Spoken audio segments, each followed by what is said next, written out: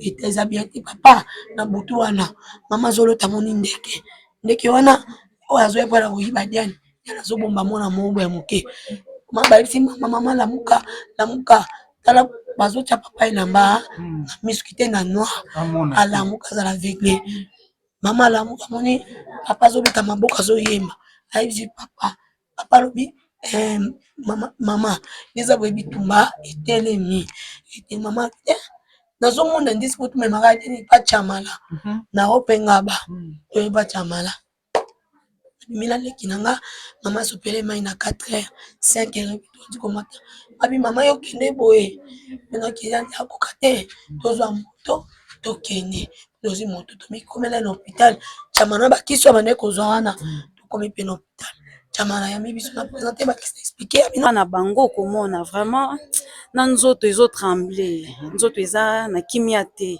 molimo nzoto eza na kimia te vraiment pasi eza makasi na motema. Courage. Voilà, maman nous a outil. Amie d'enfance. Très bien. Elle était une sœur, plus qu'une amie. Ok. Vraiment une sœur. Tokola. Diana Koufi. Diana zaki ya motuya surtout ngai Diana zaki motuya pona ngai. Diana bandeki koya pona ndako na bokola mwana wana na mabene na malamu na. Courage maman, courage. Na son moyen ezalaki te. Vraiment. Azoloba te. Diane atikali koloba liloba moko te. Diane atikali koloba liloba moko te. Maman Deborah Mbote. Mbote papa. Maman Deborah tozwi sango tomoni na ba story ya bato ya Facebook na ba statut ya WhatsApp photo ya Diane partout. Et bato mingi bazoloba akufi te bazomona ngoma seki po bayebelaki Diane na maladie te batikalaki koyoka Diane na pasi moko te oyo koyi komema ye na liwa mais toye awa na lopango tokuti bino baninga na ye bofandi tokuti etuluku ya bato nde toyi toyeba solo Diane atiki biso to eza baventure. Merci pour la parole. Ça va aventure, c'est la réalité. Diane a rendu l'âme. Ok. Depuis hier. Muto ayebaki Diane na mabe. Diane azalaki sobongo te. Diane akomaki chrétienne. Diane akufi kati na bonzambe. Diane akomaki mwasi ya mangengenge, mwasi ya ba jaune ya ba retraite. Donc molimo ya Diane vraiment epema na ki. Eh. Très bien. Yanga yité. Va famille non?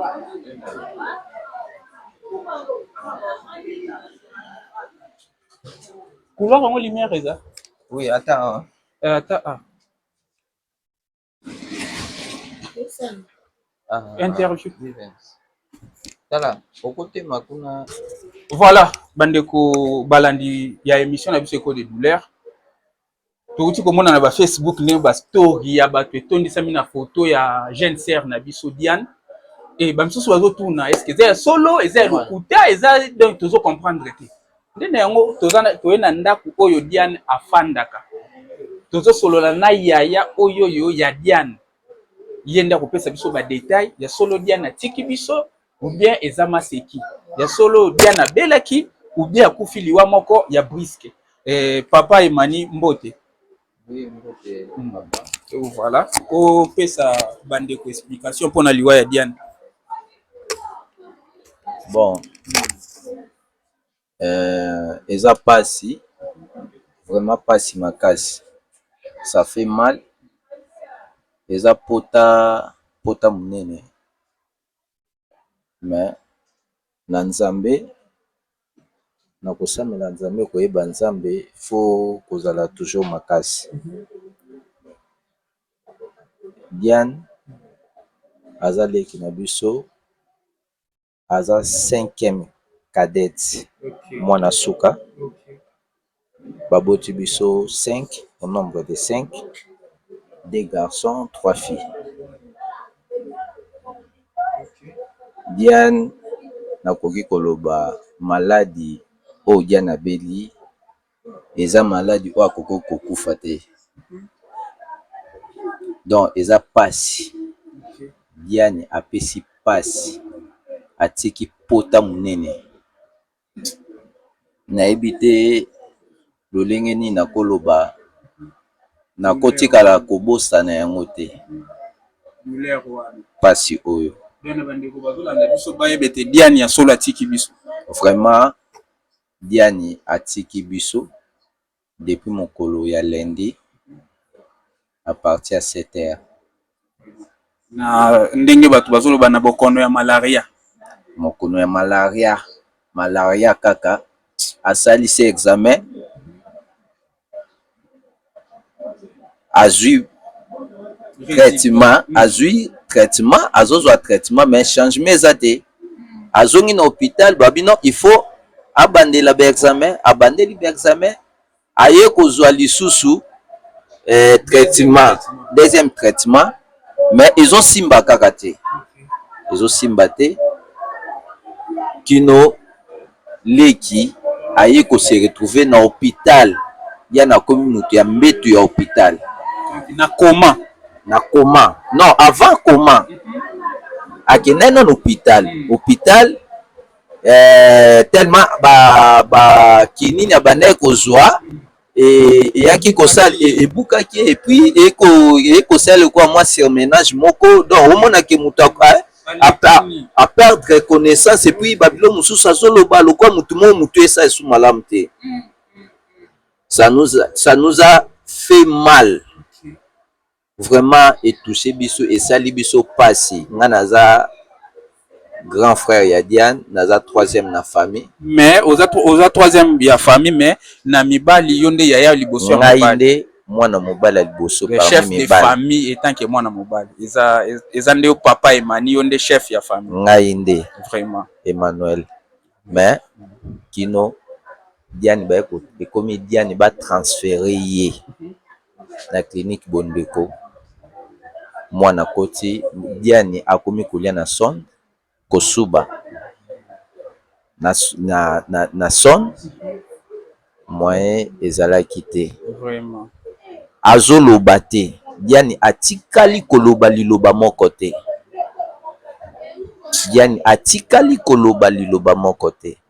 vraiment epesi pasi nzambe asunga biso apesa biso makasi wana amen merci apesa parce que sans nzambe tokoka te. Merci papa Emani mituna na ngezale ka bon est-ce que programme déjà bimi pour toyeba déjà position programme oyo tokoki koloba lelo nde bambomo ye et puis tozozela ba suite ya ba programme mosusu nde motu nyonso azala informé.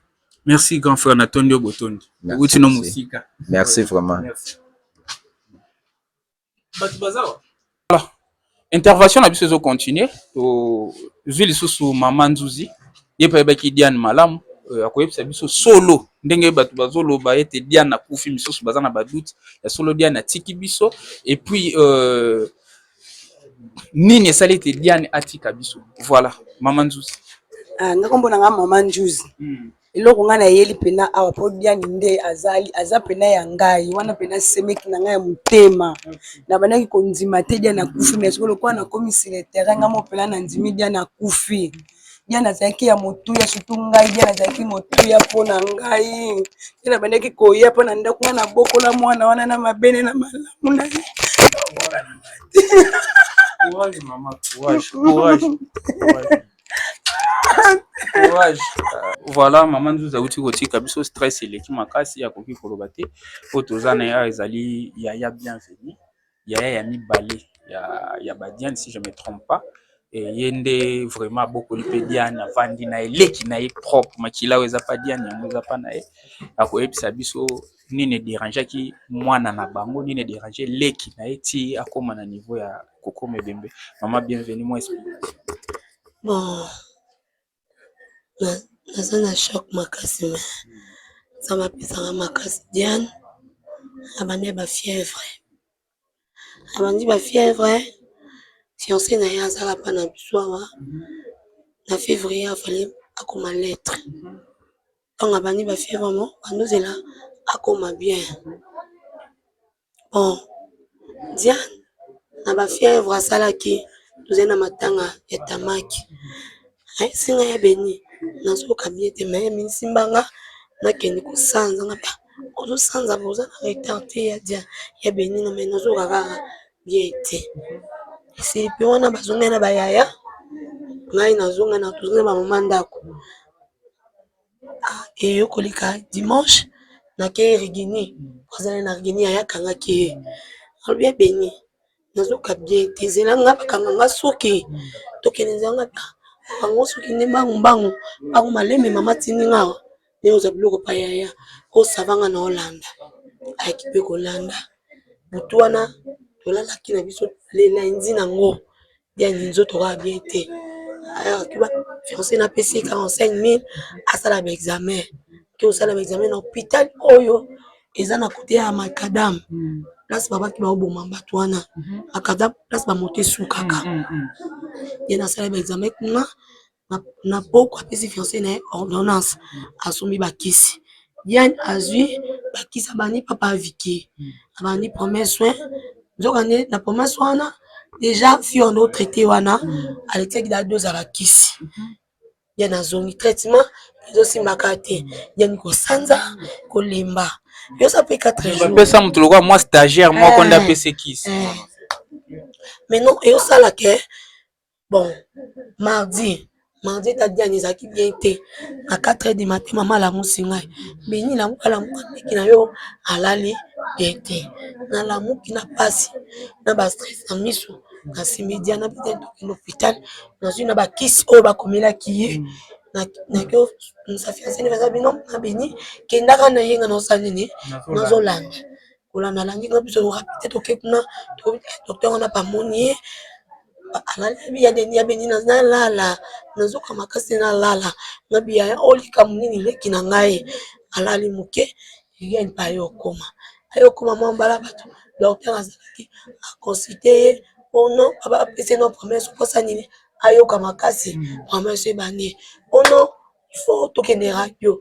tokoti radio eloko eza te tozongi wana bandi traitement ya kinini wana malaria ka nde batindi bino na radio mama docteur wa bino bazongisa ye kinini chasse moko bazongisa yango na 6 baota na baflacon 6 yatie 6 basi batiaki na dose elekaki ye azotia mutu kisi soki atie kisi ekati azwi so kisi mwa bakisi apemisa leki na ngai te leki na ngai te nzoka nde nozonaliba donc ekotaki na mutu tobiminga na nsima ekotaki na bidiani 3e jour na bidiani tokokoka te tsa nini tobima ebini tongabi tobima awa yone elomo ndo lobelanga tobimi batobimi tala ina ndako chance me eza te kosanza koloba wana mardi atobimi po tokoma mercredi na ntongo diani eza bien te papa na butu wana mama azolota moni ndeke wana oyo azoya mpona koyiba diani yana azobomba mwana mobo ya moke mabalisi mama lamuka tala bazotia papa elamba miski te na noir alamuka azala aveugle mama alamuka moni papa azobeta maboko azoyemba ayebisi papa alobi mama eza boye bitumba etelemi mama nazomona ndisi po tumemaka teni pachamala na opengaba toye pachamala mina leki nanga mama sopele mai na 4h 5h todi komata abi mama yokende boye menaki akoka te tozwa moto tokende tozwi moto tomikomela na hôpital chamana bakisi oyo bande kozwa wana tokomi mpe na hôpital chamana yambi biso na présente bakisi na explike ya bino apema nano yana apemi atie mwa mai mpona force mai ya esili bapesi biso chambre etadiane ezalaki bien te yana komi kolobaloba lokola moto aliboma azolobaloba lokola banere boyeleki na ngai na place euti te sibitima baloni ngai lobaloba batia jazepa batie Diane Yazepa kokende Diane nyonso yango wana kokota na koma tiliwa leki na ngati kosala eloko te ndoloba liloba te na pasi na motema kasi leki na Yazepa wa pongi wana nde alekani mbala moko na koma suba na son kolia na ye batia tonga na kati tobeni to te nasikola aleki na ngai nde nasubaka na son so longoli son obeni masuba otie na kata po nayebi te leki na ngai kasi leki na ngai kei Diane atelema Diane telema obunda bitumba oyo otiki biso na pasi oyo ayebi likambo na yo Diane kotika ye te tala bakamaradi na yo tala oningisi motu ya baninga na yo tala na pasi nanyobaka yango. Merci sœur, merci ndongo du courage oloba. Merci beaucoup. Merci. Voilà messieurs et dames. Awa toza na ndako oyo Diane afandaka. Toza devant ya baninga na ye batiki bisika oyo wapi bango bafandaka mpona koya koassister moko kati na bango oyo auti kotika biso na nkombo ya Diane. Et voilà. Na yango tokozwa moko ya baninga na ye apesa biso mwa liloba ou bien témoignage par rapport à Diane, comment Diane s'est comportée, bando vivre Diane a nini. Moi 1 minute 30 secondes pour nato tika bisika oyo. Voilà. Maman Deborah Mbote. Mbote papa. Maman Deborah tozwi sango tomoni na ba story ya bato ya Facebook na ba statut ya WhatsApp photo ya Diane partout.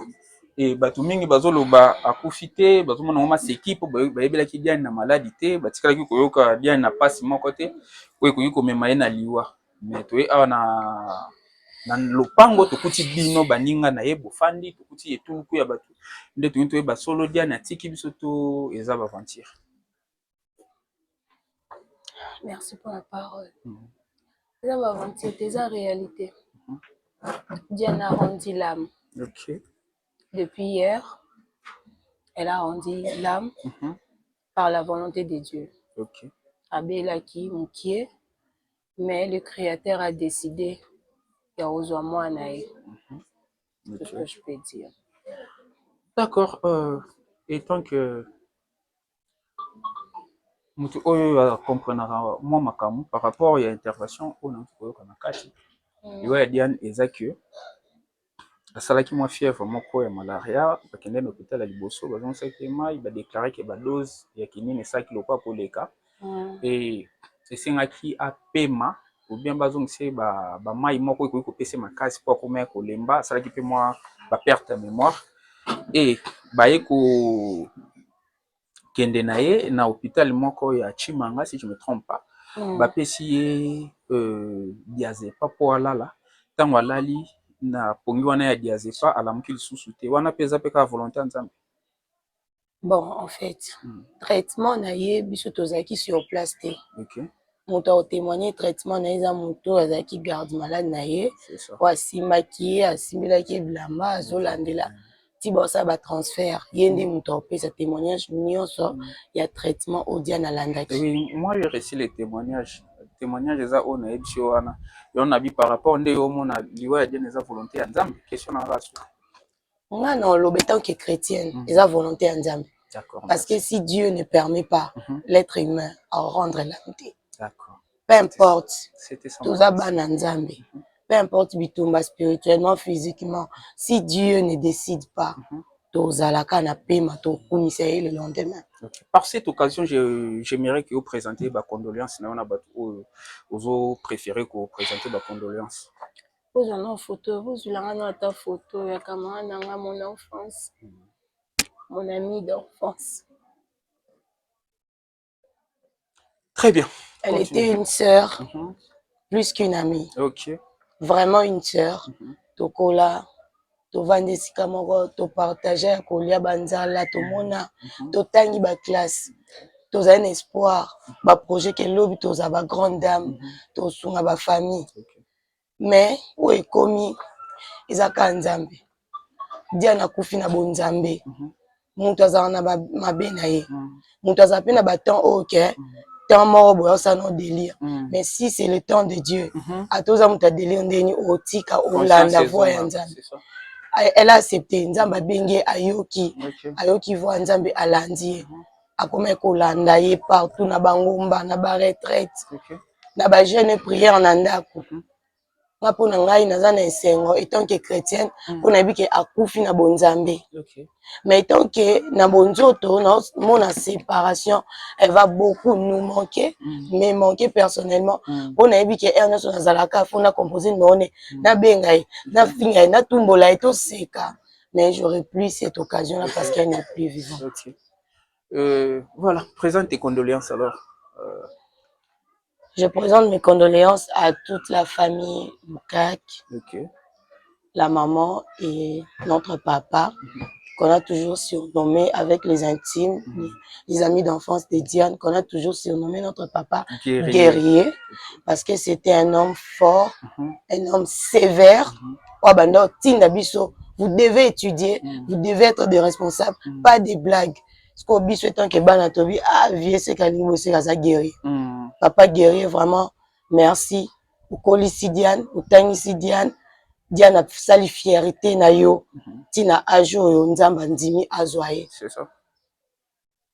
Mes condoléances na bango na famille nyonso ba grande sœur ba ya béni ba grand frère ba ya fils bandeko misusu ba cousine ba Sephora to yebi penza libota ba copine d'enfance ba Dorcas ba Deborah Mbula ba merveille bana nyonso ya habitant Selembao ngafani Kwado bana bandal wazaki na bato un peu partout aza muto bato et boya na image bomona ba obstacle ndenge koleka aza vraiment muto bato Vraiment. nzambe ka azwa lokumu tozolele na kimia. Merci beaucoup. Qui donne maman merveilleux bato balandaka chaîne oyo bayebi mingi voilà. Et maloba na yo à propos ya disparition ya Diane ezosala ndenge nini oyambaki sango mo ndenge nini voilà santaki ndenge nini. Sango ya Diane eza vraiment pasi. Eza pasi na bato bayebi biso na Diane. Eza pasi tozalaki na bandako ba telefone esone allo kota boy tala na kota boy natala nini ba story na ba statut ya bato ba poster Diane akufi na moment toyebaki malade Diane akufeli te esengaki toya na famille toyeba bayisi biso Diane abelaki malaria ndenge copine so Deborah utuiki koloba biso ba chrétien topensaka te kaka documentaire te eza mabongisi ya nzambe aza maître ya temps pe ya circonstance. Effectivement. Mutu ayebaki Diane na mabe Diane azalaki so bongo te Diane akomaki chrétienne Diane akufi kati na bonzambe Diane akomaki mwasi ya mangengenge mwasi ya ba jaune ya ba retraite donc molimo ya Diane vraiment epema na kimia nzambe ayamba ye abongisela esika ya ba Kristu. Avant ces tableaux na uti ko sala tableau moko qui nous explique que Diane avait un fiancé ou alingaki obima na mois de février. Un mot d'encouragement pour ses fiancés qui a perdu voilà. Diane azalaki na fiancé na ye obiso pe ba copine na ye toyebaki papa Rigen. Papa Rigen ezalaki prévu asala makambo na février nde famille eyebisi yo. Nde famille eyebisi yo ezalaki bongo. Yo oyebi kaka lipamboli ya malamu yango nde babundisaka. Effectivement. Yango nde toyebi te Nzambe vraiment pesa kaka papa Rigen makasi biso pe ba copine ya Diane tozana pona ko consoler vraiment papa Nzambe ya pesa makasi Nzambe pesa ya makasi vraiment choix izate donc choix izate nde tozaboye tozaka ndo moni biso na libota so toza bana mama landu vraiment na papa puis ndo benga guerrier waso boye jazo tia liboko boye yo yeba biso to kei mais tozo duswa na nzela esima mama koti si biso na ndenga sima tokokota on passe vraiment. Merci beaucoup maman merveille. Robert César. Robert César été. Merci beaucoup. Vraiment on continue notre interview. Voilà.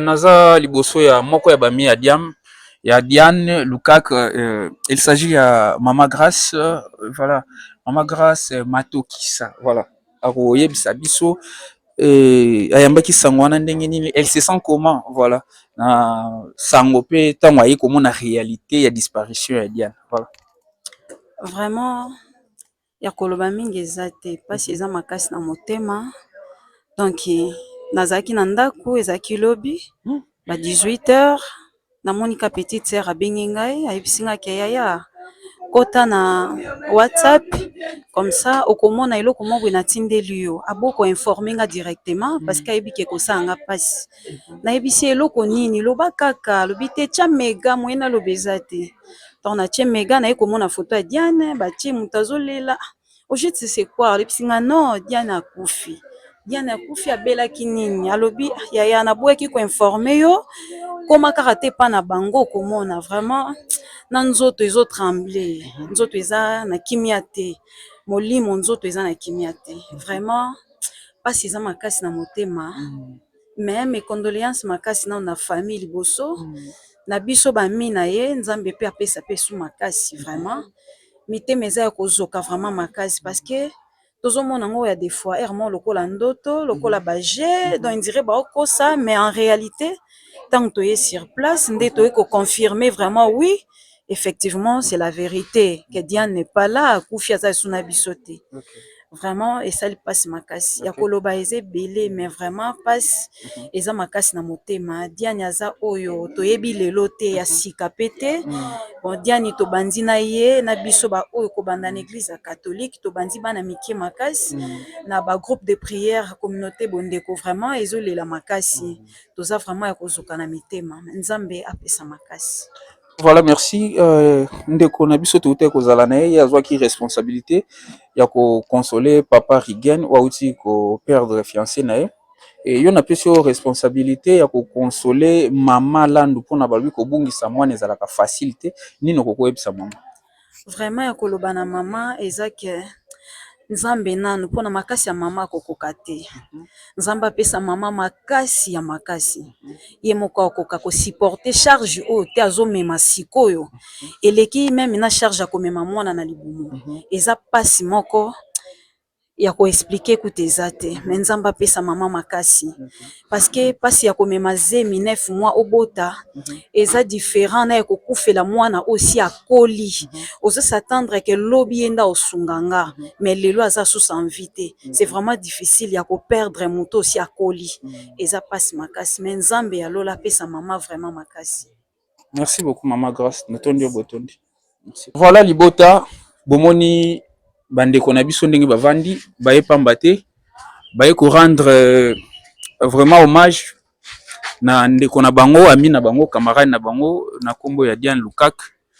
Et voilà par cette occasion nazo profiter na présenter ba message à condoléances na ngai na libota mobimba na présenter ba sincère condoléances na ya Bibiche Lukak na présenter ba sincère condoléances na ya Bienvenue Lukak na présenter ba sincère condoléances na Emmanuel Lukak na présenter ba sincère condoléances na Fiston Lukak oyo à perdre l'équipe à Landaï voilà Fiston Lukak na présenter yango pe na Abdul Ndala héritier et na bana ya Ngafani Eradi Mobimba et bana église catholique nyonso Saint-Noé, Saint-Maximilien, Saint-Mogaga, partout kaka Diane atia makolo et bah on a présenté ba condoléances voilà sincères et na baninga na ye nyonso ba proche na ye vraiment na yebi ke boza ya kozoka toza ya kozoka je peux dire